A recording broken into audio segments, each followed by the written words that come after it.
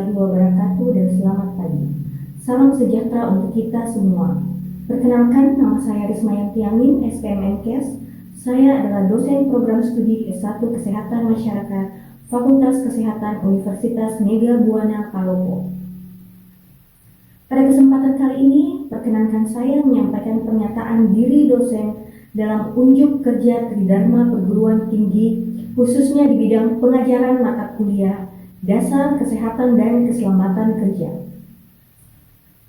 Mata kuliah Dasar Kesehatan dan Keselamatan Kerja adalah mata kuliah wajib bagi mahasiswa semester 2 pada program studi S1 Kesehatan Masyarakat Fakultas Kesehatan Universitas Mega Buana Palopo. Mata kuliah ini memiliki bobot 2 SKS. Mata kuliah Dasar Kesehatan dan Keselamatan Kerja adalah mata kuliah yang membahas tentang pengertian, ruang lingkup, serta potensi bahaya atau hazard dan risiko yang ada di lingkungan kerja. Pada akhirnya, mahasiswa diharapkan mampu merancang peralatan kerja yang ergonomis untuk penanggulangan terjadinya kecelakaan kerja, serta terhindar dari penyakit akibat kerja.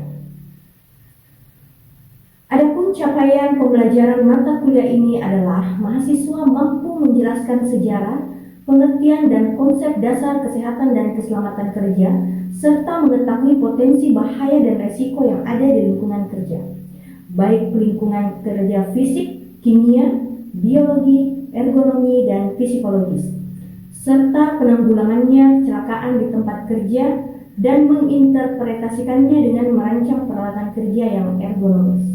Mata kuliah ini memiliki beberapa pokok bahasan, yaitu yang pertama, sejarah kesehatan dan keselamatan kerja. Yang kedua, pengertian dan konsep dasar kesehatan dan keselamatan kerja. Yang ketiga, dasar hukum dan perundang-undangan terkait kesehatan dan keselamatan kerja. Yang keempat, faktor-faktor risiko atau bahaya di lingkungan kerja. Yang kelima, faktor lingkungan fisik, kimia, biologi, ergonomi, dan psikologis. Terus yang keenam, jenis-jenis penyakit akibat kerja dan pencegahannya. Yang ketujuh, penanggulangan kecelakaan kerja. Yang kedelapan, perencanaan peralatan kerja yang ergonomis. Adapun metode pembelajaran yaitu ceramah, diskusi kelompok, penugasan, tanya jawab, interactive learning, dan project based learning. Adapun evaluasi hasil pembelajaran mata kuliah Dasar Kesehatan dan Keselamatan Kerja, yaitu yang pertama dinilai dari afektif dan kehadiran sebanyak 15%, kuis 10%, tugas 20%, ujian tengah semester 25%, dan ujian akhir semester 30%. Dengan total pembobotan hasil pembelajaran sebanyak 100%. Demikian informasi yang bisa saya sampaikan mengenai mata kuliah Dasar Kesehatan dan Keselamatan Kerja untuk mahasiswa program studi S1 Kesehatan Masyarakat Universitas Mega Buana Palopo. Berikut merupakan cuplikan proses pembelajaran yang saya laksanakan secara tatap muka di ruang kelas. Adapun materi yang saya bawakan yaitu faktor risiko lingkungan kerja dengan menggunakan metode pembelajaran project based learning dan diskusi kelompok. Selamat menyaksikan. Assalamualaikum warahmatullahi wabarakatuh dan selamat siang. Waalaikumsalam warahmatullahi wabarakatuh. Siang Bu. Bagaimana kabarnya hari ini, Dek? Baik. Oke, kita stretching dulu ya karena sudah siang ini. Oke, jadi untuk memulai pembelajaran kita hari ini, kita sudah masuk di minggu keempat ya. Kita awali dengan berdoa. Jadi kita berdoa menurut keyakinan kita masing-masing. Berdoa mulai. Oke, berdoa selesai. Jadi sebelum memulai pembelajaran, saya akan absen dulu.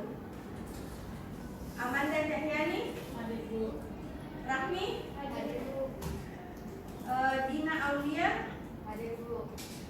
Rahman, Hadir Ibu. Dewa, nggak ada ya? Hadir Bu. Sakit ya?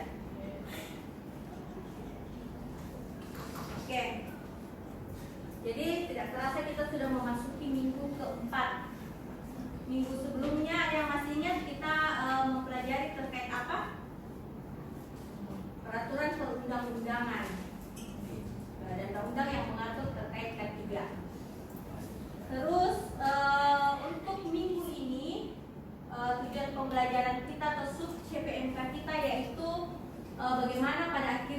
kalian bisa mampu menjelaskan potensi bahaya dan risiko yang ada di lingkungan kerja. Terus untuk pokok pembelajaran, materi pembelajaran kita hari ini yang pertama itu faktor lingkungan fisik, kimia, Biologi, psikologis, dan ekonomi. Oke, jadi kalian diharapkan mampu pada akhirnya mengetahui apa-apa saja faktor lingkungan yang ada di lingkungan kerja. Oke? Ada yang tahu apa itu faktor lingkungan?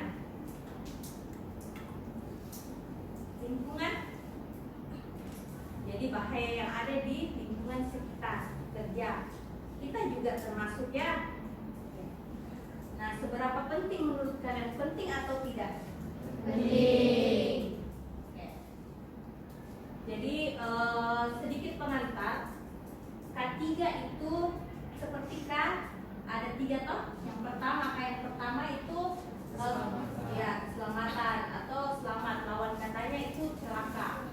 Dimana keselamatan ini perlu untuk menghindari yang namanya kecelakaan kerja.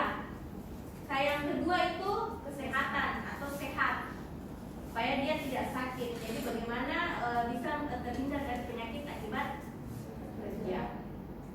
Banyak ya penyakit akibat kerja, salah satu contohnya itu pekerja bisa mengalami musculoskeletal disorder. Terus yang ketiga itu kerja, itu di tempat kerja, makanya dia K3.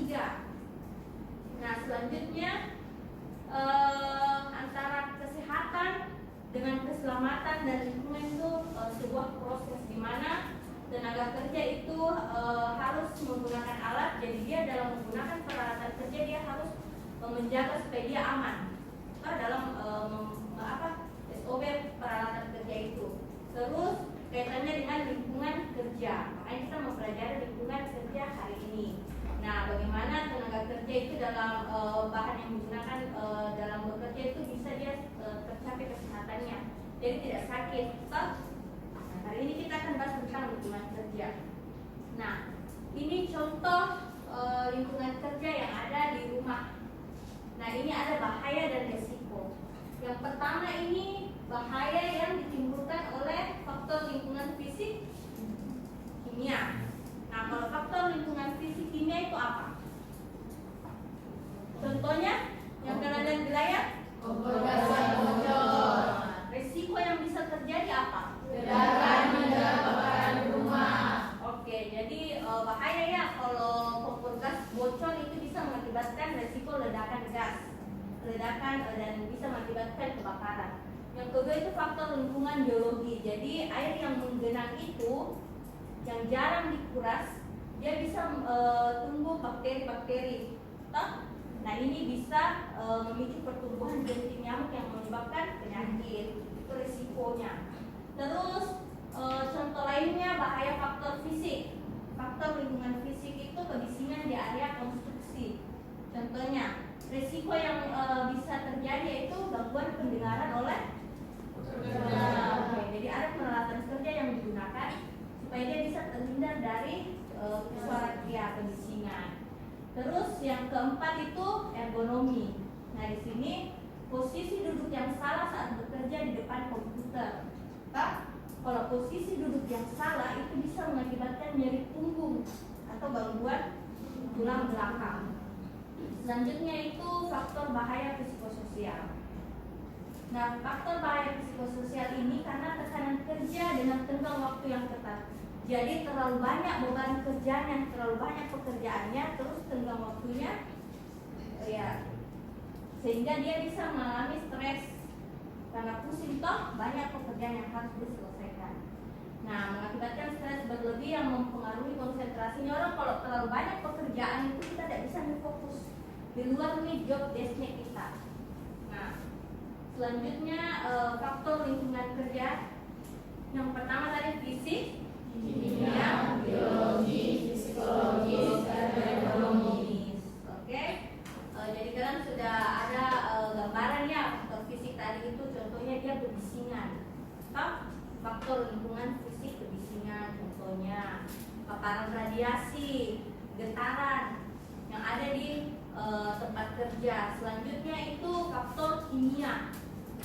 Ini zat-zat berbahaya dan beracun yang bisa terpapar oleh pekerja. Jadi zat-zat berbahaya yang ada di lingkungan kerja itu bisa saja kalau kita pekerjaannya sering terpapar, itu bisa saja kita terpapar kalau kita selalu menggunakan bahan-bahan kimia.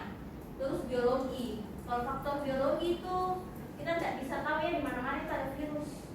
Pernah ada kasus COVID nasinya? Kan tidak bisa lihat toh, jadi kita bisa menggunakan APD, alat pelindung diri. Nah sekarang saya tanya, ini kira-kira merupakan contoh APD tidak? Masuk ya. Ini lebih safety mana? Yang kain apa yang sesuai standar? Sesuai standar. Oke, jadi untuk menghindari virus itu tadi kita bisa menggunakan masker, tapi gunakan masker yang sesuai standar, jangan masker kain. Jadi kalau yang di rumah sakit kalian lihat rata-rata dokter perawat menggunakan masker ya, itu dia supaya mengurangi paparan virus atau bakteri-bakteri yang ada di lingkungan kerjanya. Jadi bahaya sekali di lingkungan kerja yang harus kita tahu. Supaya bisa kita tahu bagaimana cara pengendaliannya. Nah yang terakhir itu ergonomi. Tadi faktor ergonomi itu karena kesalahan posisi duduk. Toh? Ada juga yang namanya sikap kerja yang salah. Jadi dalam bekerja itu kita harus memperhatikan postur tubuh. Jadi posisi kerja yang berdiri itu kita harus tahu kita tidak boleh menggunakan tinggi, contohnya supaya tidak capek toh. Duduk juga tidak boleh kita terlalu membungkuk supaya tidak cepat lelah belakang paha. Nah ini hierarchy of control. Hierarchy of control itu pengendalian. Jadi tadi ada 5 faktor lingkungan. Bagaimana cara pengendaliannya? Ini hierarchy of control. Yang pertama kita bisa menghilangkan resikonya atau mengeliminasinya. Jadi kita betul-betul menghilangkan sumber potensi bahaya itu. Kalau tidak bisa dihilangkan, kita melangkah ke hierarchy of control atau pengendalian yang kedua. Nah ini yang kedua apa? Ya, mencari alternatif pengganti dengan resiko yang dapat diterima. Jadi kalau tidak bisa diganti tadi, kita mencari yang lebih rendah lagi. Toh, kalau tidak bisa dihilangkan tadi, kita mengganti dengan peralatan, misalnya kebisingan toh, kita tidak bisa hilangkan itu sumber potensinya, kita ganti ke peralatan yang lebih minim dia sumber kebisingannya. Kalau tidak bisa, kita harus melakukan pengendalian teknik atau rekayasa engineering. Jadi kita lakukan pengendalian bagaimana supaya misalnya kita memberikan alat supaya tidak terlalu keras suara. Jadi kayak di ruangan bernyanyi itu dia sebelahnya tidak terlalu kedengaran karena dia dipasangkan alat peredam suara.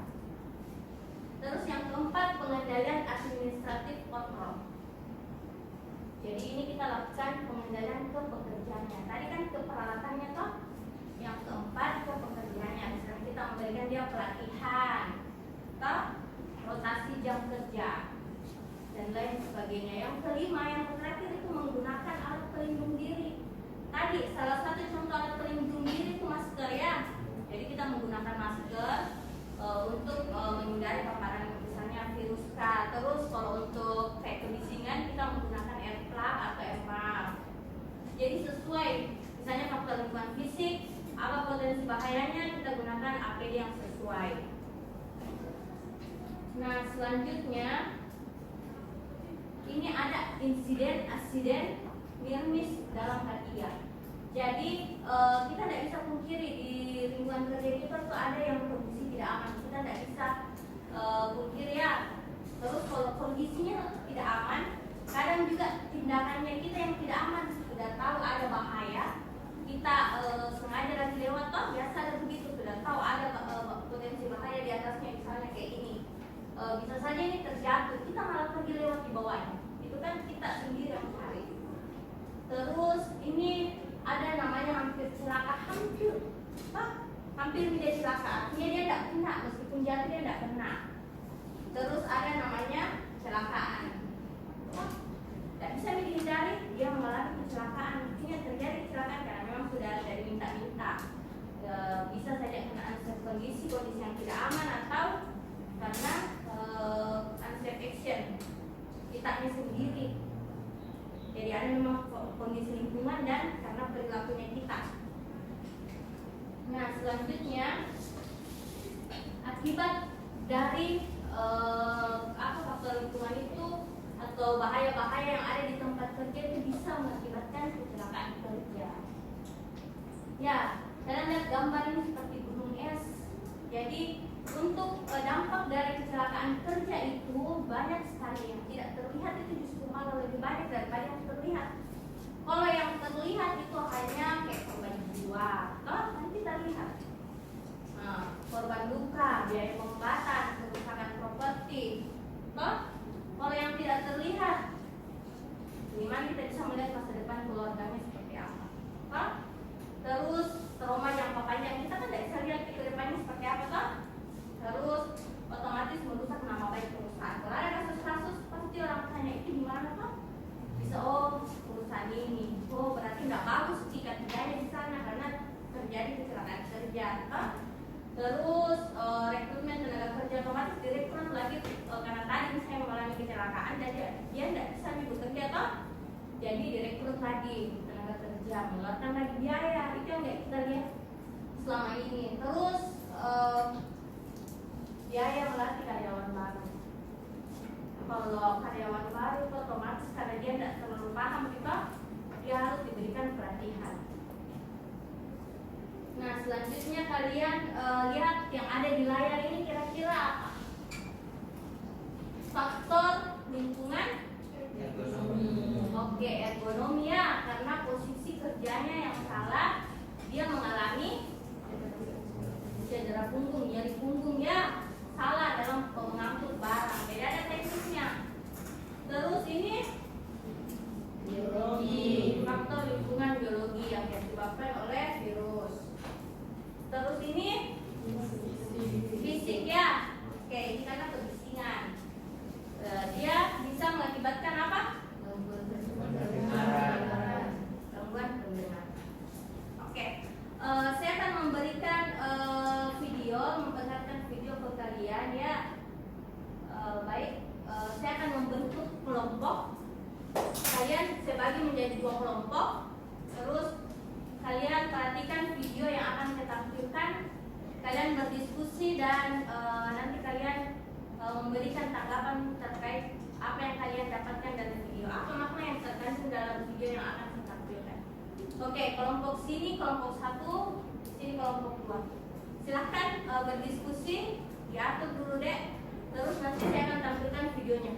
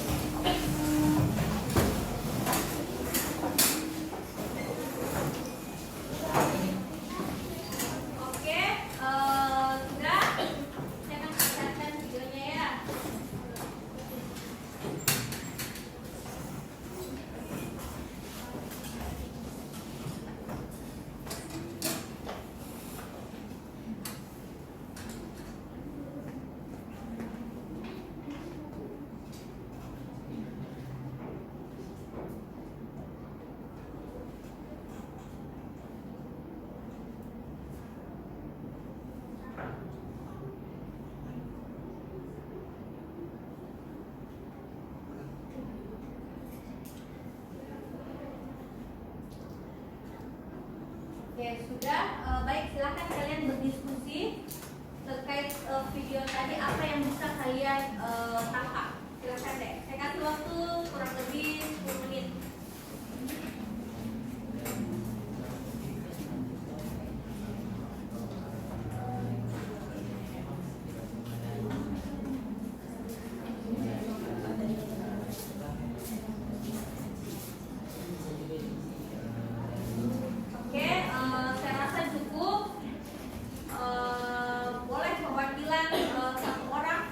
Dari anggota kelompoknya untuk memberikan komentar apa yang kalian tangkap dari video yang dipaparkan tadi.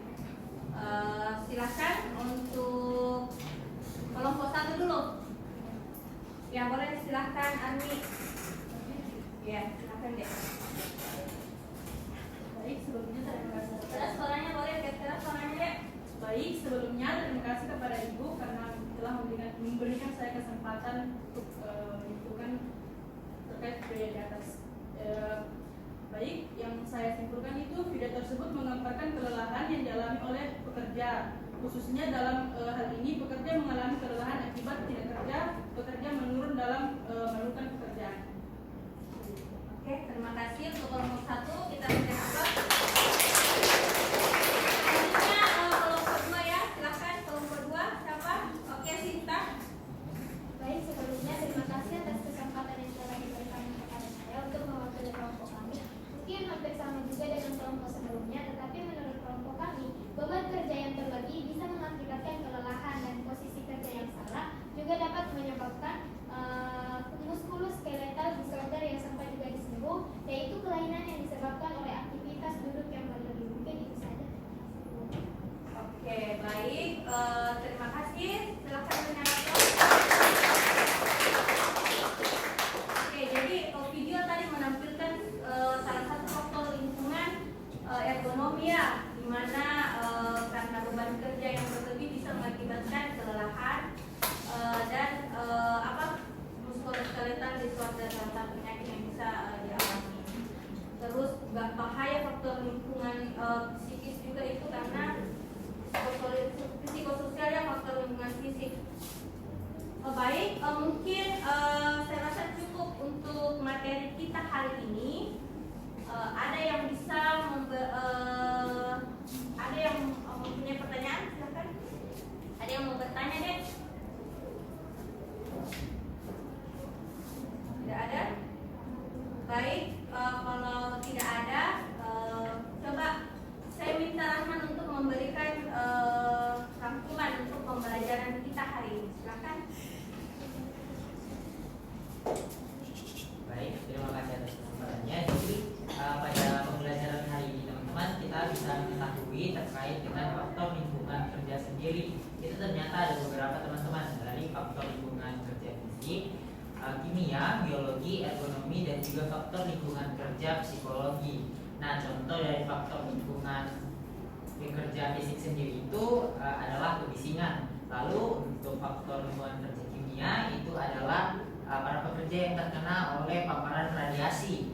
Lalu untuk faktor lingkungan kerja biologi sendiri itu para pekerja yang terkena virus dan juga bakteri oleh lingkungan kerjanya mereka yang berada di laboratorium dan sebagainya. Lalu ada faktor lingkungan kerja ergonomi yang dimana karena kesalahan posisi saat bekerja mengakibatkan para pekerja ini mengalami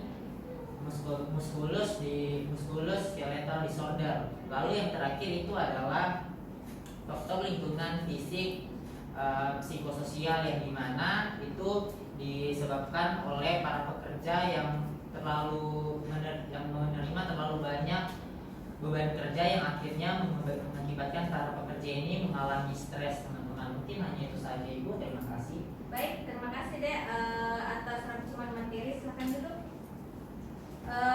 Jadi untuk menyempurnakan perkuliahan kita hari ini, saya akan memberikan tugas. Kalian review salah satu faktor lingkungan kerja dan jurnal. Terus tugasnya itu dikumpulkan di LMS Sevima ya. Kalian punya kan? Ini ya, Sevimanya kalian. Jadi silahkan kumpulkan tugasnya di sini di website.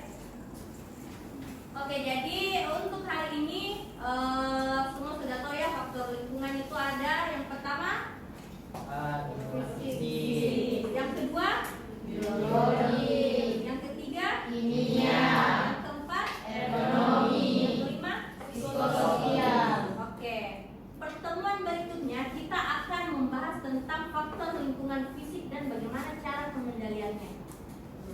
Oke? Baik, ini pesan dari saya ya. Jadi untuk K3 itu jangan jadikan K3 sebagai beban, melainkan sebagai kebutuhan. Kalau kita terbebani sesuatu itu kita akan merasa sulit sekali untuk mengerjakannya. Baik, terima kasih yang sudah menyempatkan hadir dalam perkuliahan hari ini. Kita tutup perkuliahan hari ini dengan ucapan wabillahi taufiq wal hidayah. Assalamualaikum warahmatullahi wabarakatuh. Waalaikumsalam warahmatullahi wabarakatuh. pengajaran mata kuliah dasar kesehatan dan keselamatan kerja. Semoga bermanfaat.